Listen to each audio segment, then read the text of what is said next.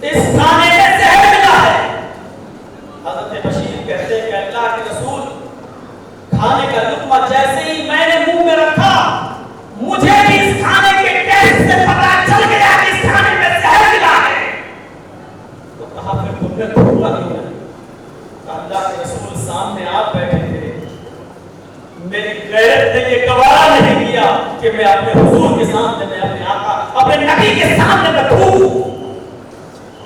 میں نے وہ زہر آلود لقمہ میں نے حلق کے نیچے اٹھا لیا، تھوکنا تو آپ کی شان میں گستاخی ہوتی، میں نے اس کو تھوکنا گوارا نہیں کیا۔ یہ ادب، یہ احترام کا کون سا بیانہ تھا؟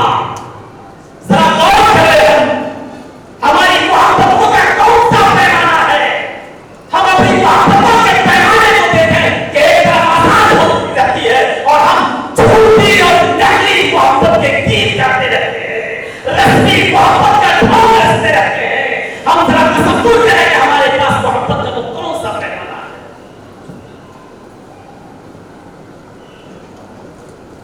کہاں چلی جاتی ہے وہ غیرت ہماری؟ یہ ادب کا کون سا تقاضا تھا؟ اللہ کے نبی صلی اللہ علیہ وسلم نے دیکھا اس زہر کا اثر پھیلتا ہی جا رہا ہے، حضرت بشیر اس زہر کے اثر سے انتقال کر جاتے ہیں۔ اس عورت کو، اس یہودیہ کو بلایا جاتا ہے، بھرے مجمع میں آپ کہتے ہیں اس نے مجھے بھی مارنے کی کوشش کی، زہر کھلانے کی کوشش کی، لیکن میں اپنا انتقام تو معاف کر رہا ہوں، میں اپنا بدلہ نہیں لوں گا، لیکن اس کے زہر سے ایک صحابی کا انتقال ہوا، ان کا انتقام لیا جائے گا، لہذا ان کو اس عورت نے قتل کیا ہے، اس عورت کو بھی بدلے میں قتل کیا جائے گا، لہذا قتل کے جرم میں اس عورت کو بھی قتل کر دیا گیا۔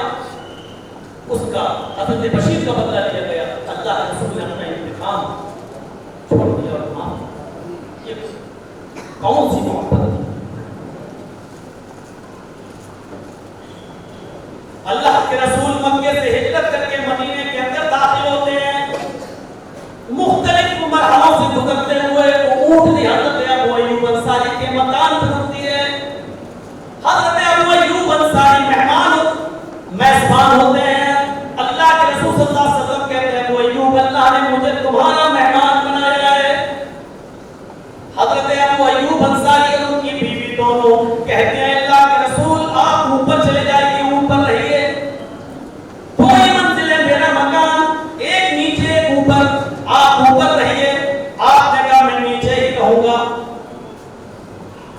فرمایا اللہ کے رسول یہ ادب کا کون سا پیمانہ تھا؟ حضرت ام ایوب کہتی ہے اللہ کے نبی ایسا کیسے ہو سکتا ہے کہ آپ نیچے رہیں اور ہم اوپر رہیں؟ ہم اس چھت کو رومیں اپنے پیروں سے، جس چھت کے نیچے اللہ کا پیارا نبی رہے، ہم یہ بے ادبی نہیں کر سکتے ہیں۔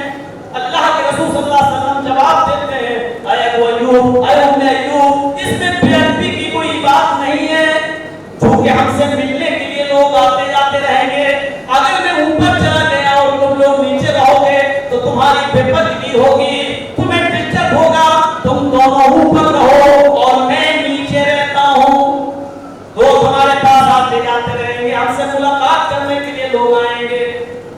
اللہ کے رسول نے جب فرمایا تو میں یوں بولا وہ یوں اوپر رہنے لگے اور نیچے اللہ کے نبی جناب محمد رسول اللہ۔ یہ ادب کا کون سا تقاضا تھا؟ یہ ادب کا کون سا دائرہ تھا کہ پہلی رات ہے، اللہ کے نبی صلی اللہ علیہ وسلم ابو ایوب انصاری کے مکان میں نیچے سو رہے ہیں اور ادھر بارش ہو رہی ہے، اوپر کی بارش نے حضرت ابو ایوب انصاری کے اوپر کا جو حصہ تھا وہ پورا بھگو دیا اور اس حصے میں پانی بھر گیا، چھت ٹپکتی تھی، چھت سے یہ ٹپکنے والا پانی کہیں جناب محمد رسول اللہ صلی اللہ علیہ وسلم کے اوپر نہ گر جائے، اور گرے گا تو اس سے آپ کی نیند میں ڈسٹرب ہوگا۔ ان کے پاس سردیوں کے اس سرد چاڑے میں اوڑھنے کے لیے ایک ہی لحاف تھا، ایک ہی رضائی تھی، ایک ہی لحاف تھا۔ حضرت ام ایوب نے جلدی سے وہ لحاف نکالا اور وہ پورا کا پورا لحاف اس جگہ پہ ڈال دیا جہاں پانی کا سوراخ تھا، جہاں سے پانی نیچے گرتا تھا، اور پورا کا پورا لحاف ڈال دیا۔ اس لحاف نے پورا کا پورا پانی سوکھ لیا، پانی نیچے نہیں آنے دیا، اور ابو ایوب انصاری اور ام ایوب یہ دونوں کی दोनों पूरी रात सर्दी से ठिठुरते रहे, वहीं बैठे रहे ऊपर। उन्होंने अपने आप को सर्दी की ठंड रात में लिहाज से दूर करके ठिठुरना मंजूर कर लिया, लेकिन पानी का एक कतरा भी जनाब मोहम्मद रसूलुल्लाह सल्लल्लाहु अलैहि वसल्लम के ऊपर न गिरने पाए। ये कमाल नहीं किया, अब तक लिहाज कर दिया, अब तक लिहाज पानी के ऊपर डाल दिया ताकि पानी सोख ले और नबी अकरम को इससे की शख्सियत न पहुंचे। मेरे भाइयों गौर करो, अल्लाह तबारक व तआला से ये सारी चीजें छिपी हुई नहीं है। मेरे भाइयों अल्लाह तबारक व तआला ने बजरिया वही जिब्रील के जरिए अल्लाह के नबी को बता दिया। अल्लाह के नबी जनाब मोहम्मद रसूलुल्लाह सल्लल्लाहु अलैहि वसल्लम ने कहा, अय्यूब तुम्हारा बहुत बड़ा एहसान है मेरे ऊपर, मैं इस एहसान को कैसे चुकाऊंगा?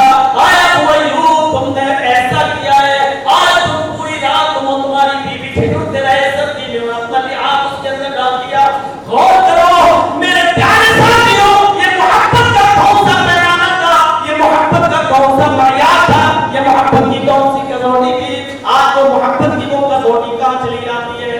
कौन सा गुलाम ऐसा है, कौन सा गुलाम ऐसा है जो गुलामी की जिंदगी गुजारना चाहता हो?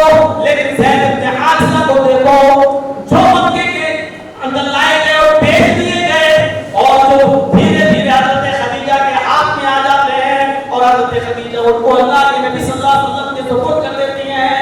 ज़ैद के चचा और ज़ैद के बाप दोनों को पता चलता है कि मेरा बेटा मोहम्मद इब्न अब्दुल्लाह के पास है। चचा और बाप दोनों रोते हैं और कहते हैं अल्लाह के नबी से, अल्लाह के रसूल मेरा बेटा आपके पास है, अगर आप माल लेकर जितना चाहे माल ले लीजिए, लेकिन मेरा बेटा मेरे हवाले कर दीजिए। आपने कहा तुम्हारा वो बेटा है, मुझे तो पता नहीं है, ऐसा है कि मैं उसको बुलाता हूँ, अगर वो तुम्हारे साथ खुशी खुशी जाना चाहे तो मुझे कोई एतराज नहीं, मैं 1 रुपया भी नहीं लूंगा, 1 पैसा भी नहीं लूंगा, और अगर वो नहीं जाना चाहता है तो जबरदस्ती तो मुझसे नहीं छीन सकते हो। माँ बाप क्या समझते हैं, अरे मेरा बेटा मेरे साथ नहीं जाएगा, अरे क्या फैसला किया है अल्लाह के रसूल आपने, बाकी बिल्कुल सही फैसला है, ठीक है आप लाइए। वो तसव्वुर नहीं कर रहे थे कि मेरा बेटा मेरे साथ जाने से इनकार करे। बुलाया, सर इधर आओ, इनको पहचानते हो? दोनों को देखा, ज़ैद के चेहरे पे मुस्कुराहट आ गई, जी मैं अल्लाह के रसूल जानता हूँ। कौन है? ये मेरे बाप है, मेरे चचा। यहाँ से तकरीर शुरू होगी हज़रत ज़ैद की, अल्लाह के रसूल की। अरे ज़ैद तुम्हारे चचा तुम्हारे बाप तुम्हें लेने आए हैं, मैं तुम्हें खुशी खुशी इनके हवाले कर रहा हूँ। हर बाप ही चाहता है कि उसका बेटा उसके सामने रहे, मैं तुम्हें छोड़ रहा हूँ, तुम अपने बाप के साथ खुशी खुशी जा सकते हो, मुझे उसके बाद तुम्हारे बाप से कोई माल नहीं चाहिए, कोई दौलत नहीं चाहिए, लेके जा सकते हो। हज़रत ज़ैद ने कहा, अरे अल्लाह के नबी क्या मुझसे कोई गलती हुई है, क्या मैंने आपका हक अदा नहीं किया है? बाप ने कहा बेटे जब छोड़ दिया तो चलो। कहा आए अब्बूजान मैं आपको छोड़ सकता हूँ, चचा जान आपको छोड़ सकता हूँ, लेकिन मैं मोहम्मद इब्न अब्दुल्लाह को, मोहम्मद रसूलुल्लाह को छोड़ नहीं सकता। बाप के जुमले, बेटा आजादी पर जोड़ने को तरजीह दे रहे हो, फरमाया अपने साथ बैठ के खिलाए, अपने साथ उंगली पकड़ के मुझे लेकर चले, अगर इसका नाम गुलामी है तो मुझे ये गुलामी मंजूर है। अरे मेरे अब्बू जान, ये वो रसूल है जिन्होंने कभी मुझे गुलाम होने का एहसास नहीं होने दिया है, मुझे बेटे से बढ़कर माना है, बेटे से बढ़कर मेरे साथ सुलूक किया है, मुझे बेटे से बढ़कर इन्होंने तरजीह की है। मेरे भाइयों गौर करो, ये कौन सा पैमाना था कि एक गुलाम अपने बाप के साथ जाने के लिए तैयार नहीं, अपने चचा के साथ जाने के लिए तैयार नहीं, और वो कह रहा है कि मुझे मोहम्मद रसूलुल्लाह की गोद से दूर मत करो, मुझे उनकी